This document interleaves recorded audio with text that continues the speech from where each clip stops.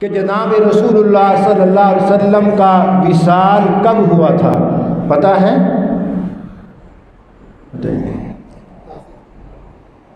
11 ہجری 12 ربیع الاول سرور کونین حضرت محمد الرسول اللہ صلی اللہ علیہ وسلم کی وفات ہوئی۔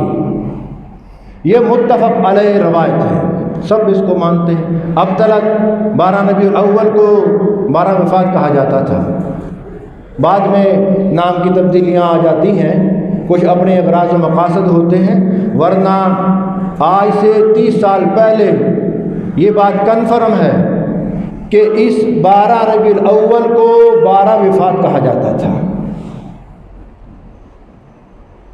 اور 12 ربیع الاول 11 ہجری وفات سے پہلے جناب محمد الرسول اللہ صلی اللہ علیہ وسلم نے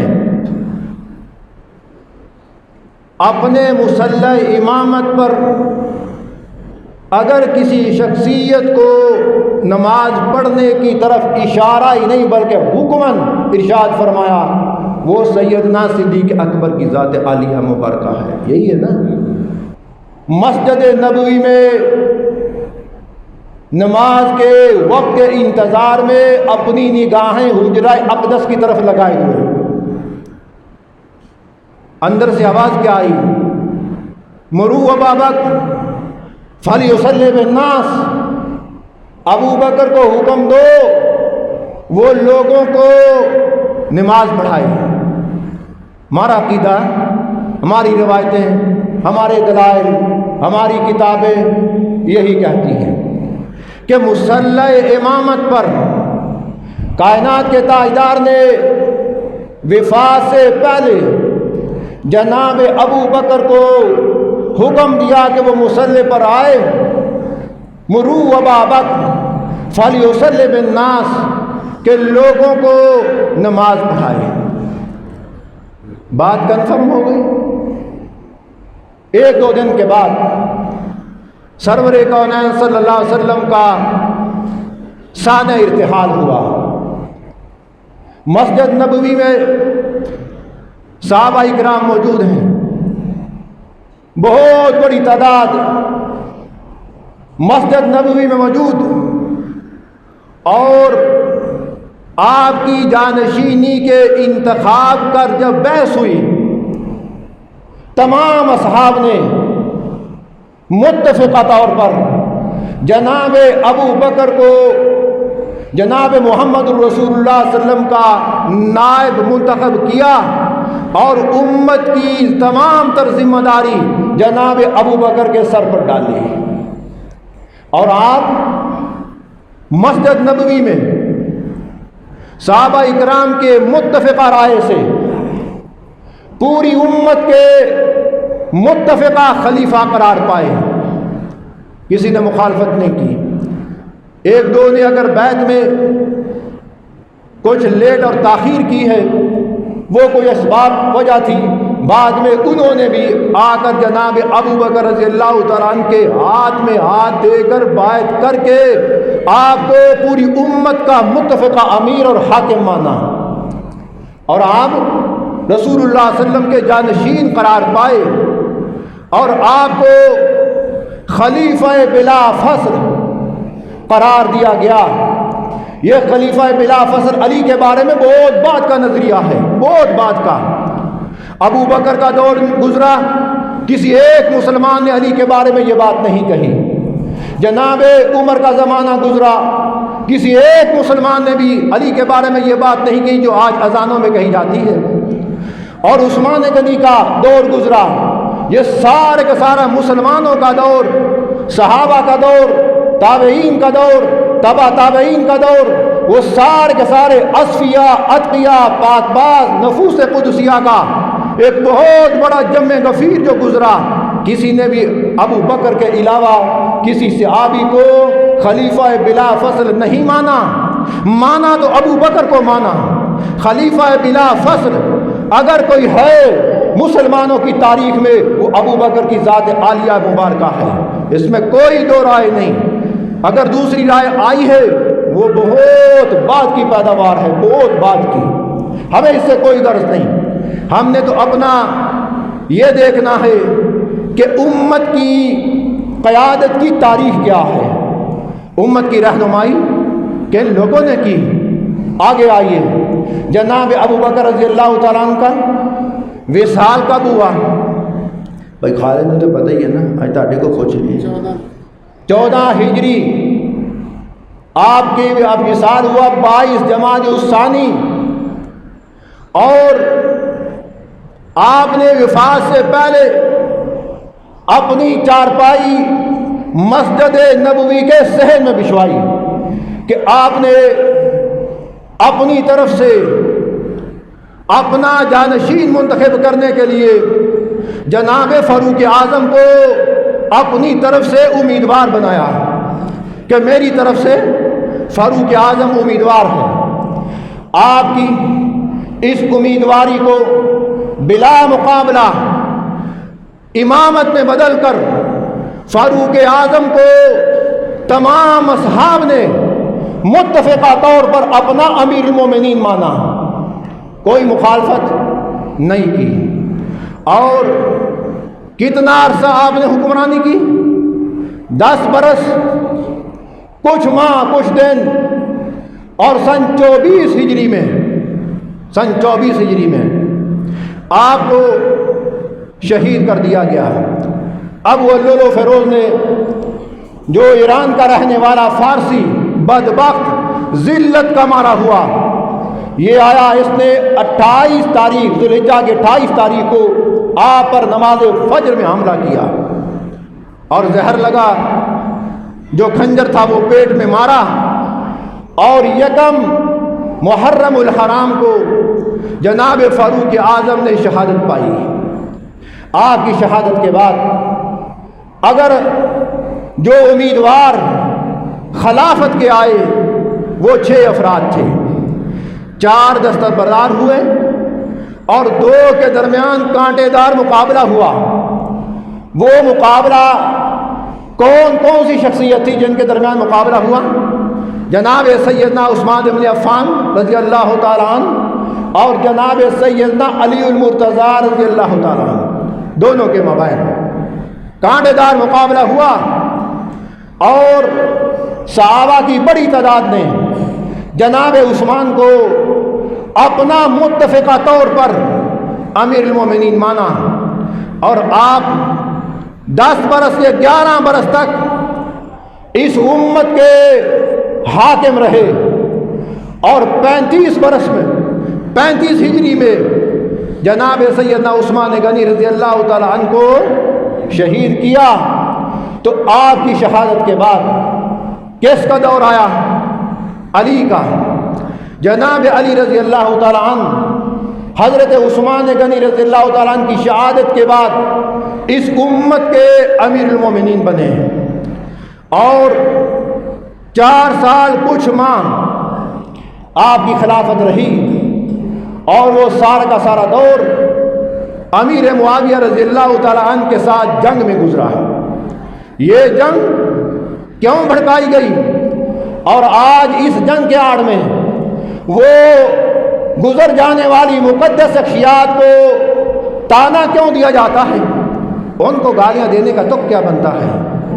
اور جناب علی رضی اللہ تعالیٰ عنہ کو امیر معاویہ نے تیسری بات یہ کہی، پہلی یہ کہی میرا ججزاد بھائی ہے، دوسری کہی کہ میرے خاندان سے تعلق رکھتا ہے، میں اس کا وارث ہوں، تیسری بات کہ نائلہ جو امیر معاویہ کی بہن سیدنا عثمان غنی رضی اللہ تعالیٰ عنہ کے گھر میں ان کی بیوی، اس کی کٹی ہوئی انگلیاں اور سیدنا عثمان کا خون آلودہ کرتا امیر معاویہ کے پاس پہنچا تھا۔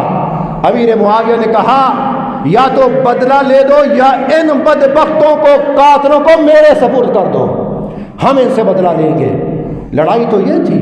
علی رضی اللہ تعالیٰ عنہ نے اپنی خلافت کا مرکز مدینہ کو بدلا، اور جب آپ مدینہ طیبہ سے نکل رہے تھے، اب عبداللہ بن سلام رضی اللہ تعالیٰ عنہ کے بارے میں آپ تو جانتے ہیں، بتایا کئی مرتبہ، انہوں نے آ کر امیر المومنین علی بن ابی طالب کے اونٹ کی مہار کو پکڑا اور مہار پکڑ کر کہا علی آپ مدینہ طیبہ کو نہ چھوڑو، اگر آج آپ مدینہ طیبہ سے نکل گئے رب کعبہ کی قسم کھا کے کہتا ہوں قیامت کی صبح تک خلافت مدینے میں واپس پلٹ کر نہیں آ سکتی۔ علی نے نہ مانا، عبداللہ بن سلام نے، دیگر اصحاب نے آپ کو بڑا روکا کہ آپ مدینے کے میٹھے کنویں کا پانی نہ چھوڑو اور گنبد خضرا کا ٹھنڈا سایہ چھوڑ کر کوفہ میں مت جاؤ۔ بالآخر علی نے کسی کی بات کو نہ مانا اور مدینہ طیبہ چھوڑ کر آپ کوفہ تشریف لے گئے اور کوفہ میں جا کر آپ نے اپنا دارالخلافہ کی بنیاد رکھی اور وہیں آپ نے ایک مسجد کو بنایا اور مسجد بنانے کے ساتھ آپ نے اپنا گھر بنایا۔ علی کی شہادت ہوئی۔ علی کو شہید کرنے والے کون؟ وہ کوفی جن کوفیوں نے علی کو مدینہ چھوڑنے پر مجبور کیا تھا، اور وہ علی نہ چاہتے ہوئے مدینہ چھوڑ کر جب کوفہ میں جا کے آباد ہوا، ان کوفیوں نے علی بن ابی طالب کے ساتھ غداری کی اور آپ کو شہید کیا اور حضرت حسن کو اپنا انہوں نے امام مقرر کیا۔ یہ باتیں بھی دونوں گھروں سے ملتی ہیں۔ دونوں گھروں میں چلے جاؤ اور دونوں گھروں کے جا کے لائبریریوں میں دیکھو، دونوں گھروں کی لائبریریوں سے جو کتاب آپ کو ملے گی آپ کو یہ باتیں ملیں گی جو میں کر رہا ہوں اور بڑے وسوخ کے ساتھ کر رہا ہوں۔ ہم نے اپنے استادوں کی لائبریری میں ان کو دیکھا ہے۔ زمانہ طالب علمی میں مجھے شوق تھا اور سب سے بڑی لائبریری چنوٹ میں ہوا کرتی تھی مولانا منظور احمد چنوٹی رحمۃ اللہ علیہ کی۔ بڑی بڑی 2-3 لائبریریاں ان کی موجود تھیں اور آج اس نتیجے میں پہنچے ہیں کہ دونوں گھروں سے یہ روایتیں ملتی ہیں۔ علی کو بلایا کس نے تھا؟ کوفیوں نے، اور شہید کس نے کیا؟ بلانے والوں نے۔ اور جب معاویہ کے مقابلے میں حسن کو کوفہ والوں نے اپنا امیر المومنین منتخب کیا اور حضرت حسن 40 ہجری کے بعد 41 ہجری میں جب خلیفہ بنے، اب دنیا کے اندر 2 حکمران، 2 خلافتیں قائم تھیں، ایک امیر معاویہ اور کوفہ میں حضرت امام حسن رضی اللہ تعالی عنہ۔ حضرت حسن کو ان کوفہ کے بدبختوں نے بڑے دلاسے دیے اور حضرت حسن ان کے کہنے پر امیر معاویہ سے جنگ کرنے کے لیے نکلے، اور کہاں کوفہ اور کہاں مدین کا علاقہ۔ مدین پہنچ کر، یہ دونوں طبقوں کی روایت ہے، دونوں طبقوں کی، ابھی یہ وقت نہیں ہے کہ میں حوالے دیتا پھروں، بات یہ وثوق سے کہتا ہوں ذمہ داری کے ساتھ کہ دونوں گھروں میں یہ روایتیں موجود ہیں، دونوں گھروں میں کوئی مائی کا لال اس کا انکار نہیں کر سکتا۔ حضرت حسن اپنی فوج کو لے کر کوفہ سے روانہ ہوئے اور مدین پہنچے، اور مدین پہنچنے کے بعد یہ مدین کا کتنا سفر بنتا ہے؟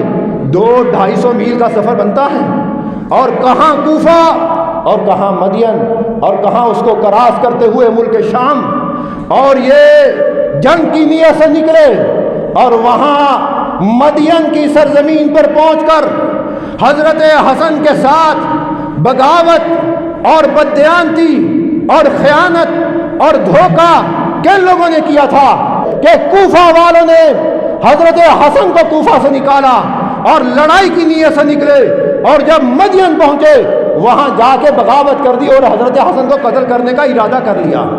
الارشاد شیخ مفید کی لکھی ہوئی اور جلال العیون ملا باقر بجلسی کی لکھی ہوئی، اور یہ 2 گھر کی گواہیاں بڑی موت پر گواہیاں ہیں، یہ شہادتیں گھر کی شہادتیں ہیں۔ اہل سنت کی تاریخ میں بھی یہی باتیں ملتی ہیں کہ حضرت حسن کو وہاں جا کر مدین میں دھوکہ دیا، اور ایک روایت میں آتا ہے، ایک روایت میں یہ بھی لکھا ہے کہ جس وقت حضرت حسن مدین پہنچ کر آپ نماز پڑھنے کے لیے کھڑے ہوئے، ان کوفیوں نے بدبختوں نے حضرت حسن کے نیچے سے مسلح کھینچا اور آپ کو زد کوب کیا اور کہا یا مذل المومنین، تو مومنوں کو ذلت دینے والا ہے، آپ نے وہیں سے امیر معاویہ کے ساتھ صلح کرنے کا ارادہ کیا اور مدین سے واپس پلٹ آئے، جنگ نہیں کی، واپس آئے۔ اور ہمارے اہل سنت والجماعت کی کتابوں میں بھی یہ بات ملتی ہے کہ سرور کائنات علیہ السلام نے امت کو بتایا تھا، لوگوں یہ میرا حسن میری امت کے دو بڑے مسلمان گروہوں میں صلح کروائے گا۔ یہ کفر و اسلام کی جنگ تھی یا دو مسلمان گروہوں کا آپس میں تنازع تھا؟ اس کو کفر و اسلام کی جنگ بنایا گیا۔ اگر یہ کفر و اسلام کی جنگ ہوتی، کائنات کا تاجدار یہ نہ کہتا کہ میری امت کے دو بڑے مسلمان گروہوں میں بخاری شریف کی روایت ہے کہ یہ میرا حسن ان کے درمیان صلح کروائے گا۔ امام حسن مدین سے پلٹے، آگے کوفہ میں اپنے ابو کی مسجد علی ابن ابی طالب کے ممبر پر بیٹھ کر آپ نے خطبہ ارشاد فرمایا اور لوگوں کو اکٹھا کیا اور اپنے فوج کے کمانڈروں سے کہا کہ میں معاویہ سے صلح کرنا چاہتا ہوں۔ کمانڈروں نے کہا یہ صلح کس بنیاد پر ہوگی؟ کہا یہ چند ایک چیزیں ہیں، میں امیر معاویہ کے سامنے رکھوں گا، اگر وہ میری بات کو مان لیں تو میں ان کے ہاتھ پر بیعت کرنے کے لیے تیار ہوں۔ کہا کوئی بات، اگر آپ تیار ہیں ہمیں بھی کوئی اشکال نہیں ہے۔ خیر خطبہ ارشاد فرمایا اور لوگوں کو بتایا، لوگوں میں امیر معاویہ سے صلح کرنا چاہتا ہوں اور میں نے امیر معاویہ کو خط لکھا ہے اور میں نے اپنی مسجد میں امیر معاویہ کو بلایا ہے۔ کہاں؟ شام، اور وہ مسلمانوں کا حکمران، اور یہاں حضرت حسن مسجد علی کی، بیٹا علی کا، شہر علی کا، ہر چیز علی کی، اور مسجد میں آیا امیر معاویہ اور حضرت حسن نے لوگوں کے مجمع میں، یہ بات تیری کتابوں کی ہے، میری کتابوں کی نہیں، یہ تیرے گھر کی کتاب ہے، یہ میں اپنی بات نہیں کرتا، میں بڑے وثوق کے ساتھ یہ بات کہہ رہا ہوں۔ حضرت حسن نے علی بن ابی طالب کی مسجد میں امیر معاویہ کو بلایا اور مصلی پہ کھڑا کیا، مسجد کے ممبر پر بٹھایا، اور ممبر بھی وہ جس ممبر پر علی ابن ابی طالب خطبہ ارشاد فرمایا، اور آج اس ممبر پر امیر معاویہ آ کے خطبہ دے رہا ہے، اور مجمع میں حضرت حسن موجود ہے، حضرت حسین موجود ہے، اور بڑے بڑے جید اصحاب موجود ہیں، اور سب سے پہلے حضرت حسن اٹھے اور امیر معاویہ کے ہاتھ میں اپنا ہاتھ دے کر بیعت کی کہ حضرت حسن امیر معاویہ کے ساتھ کیا رویہ کر رہا ہے اور وہ کس انداز سے صلح کر رہا ہے۔ اور اس کے بعد کہا لوگوں سن لو، میں نے آج کے بعد امیر معاویہ کو اپنا امام مان لیا، اور تم بھی جو مجھے امام مانتے ہو امیر معاویہ کو اپنا امام مان لو۔ اور اس کے بعد اپنے بھائی کی طرف اشارہ کیا، حضرت حسین کی طرف، کھڑے ہوئے امیر معاویہ کے ہاتھ میں اپنا ہاتھ دیا کہ کس طرح حسین نے امیر معاویہ کے ہاتھ میں ہاتھ دے کر صلح کی اور بیعت کر کے امیر معاویہ کو اپنا امام مانا۔ بات یہاں تک ہوئی، اس کے بعد معاملہ ختم ہوا۔ وہ کیسے؟ حضرت حسن کا انتقال ہوا، وہ بھی زہر دے کر ان بدبختوں نے شہید کیا۔ کوفیوں نے، کوفی لا یوفی، پہلے بلایا پھر دھوکہ کیا، پہلے علی کو بلایا ان کو شہید کیا۔ حسن کے ساتھیوں نے مشورہ دیا کہ یہ وہ لوگ ہیں جنہوں نے آپ کے ابو کو یہاں بلایا اور دغا بازی کر کے، خیانت کر کے، دھوکہ کر کے ان کو شہید کیا، آپ کے ساتھ بھی یہی کچھ کرنے والے ہیں۔ اور آج اس نبی کی وہ پیشین گوئی پوری ہوئی جس کے بارے میں کائنات کے تاجدار نے اپنے دور نبوت میں کہا تھا، لوگوں میرا حسن مسلمانوں کے دو بڑے گروہ میں صلح کروا کے چھوڑے گا۔ اور آج وہ حدیث اس کوفہ کے مسجد علی بن ابی طالب کے ممبر پر بیعت کی شکل میں پوری ہو رہی ہے، اور مسلمانوں نے نہ ہی صرف بیعت کی بلکہ اتحاد اور یکجہتی کا مظاہرہ کیا۔ اس کے بعد مسلمانوں میں کوئی دوسرا گروہ نہیں تھا، گروہ بندی تو ختم ہو گئی۔ علی کے زمانے میں گروہ بندی ہوئی، امیر معاویہ کی فوج الگ، امیر علی کی فوج الگ، یہ فوجیں آپس میں ٹکرائیں۔ لیکن جب حضرت حسن کا دور حکومت آیا، اس دور میں امیر معاویہ کے ماننے والے اور علی کے ماننے والے، حضرت حسن کے ماننے والے، حسین کے ماننے والے، یہ دونوں آپس میں متحد ہو چکے اور انہوں نے آپس میں صلح کر لی۔ یہ بات یہاں تک یہ سارے اس بات پر متفق ہیں۔ اور پھر مسلمانوں میں افتراق، انتشار دوبارہ کہاں سے ہوا؟ یہ حضرت حسین رضی اللہ تعالیٰ عنہ کی شہادت کے بعد اس موقع پر یہ معاملہ ہوا۔